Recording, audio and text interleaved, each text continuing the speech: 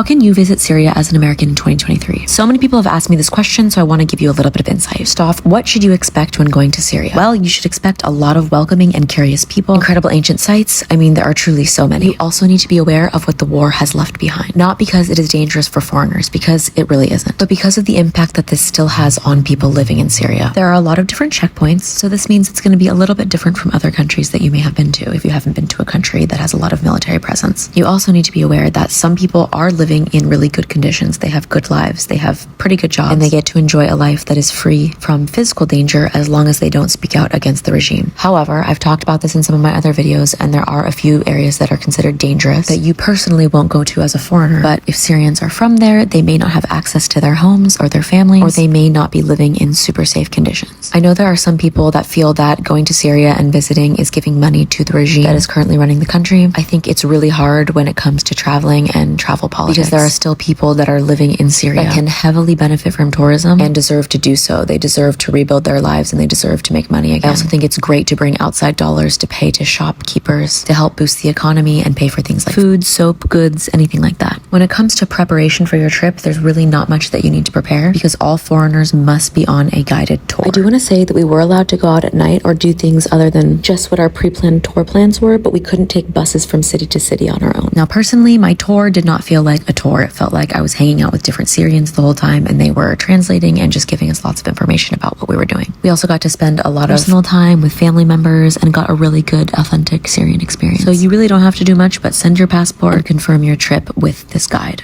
You will need to get yourself to Lebanon, but my pickup was arranged, so we had a ride to the Syrian border and through the Syrian border. Overall, my trip to Syria was amazing, but I do think it's really important to understand that not all Syrians have a positive experience. I know some people feel that the war is over and that things are so much better for them and their families, but there are a lot of people who did not survive the war. There are millions of Syrian refugees in other parts of the world, so it's really important to be incredibly sensitive when talking about tourism to a region where people can't return to. I think that's a whole topic for another video.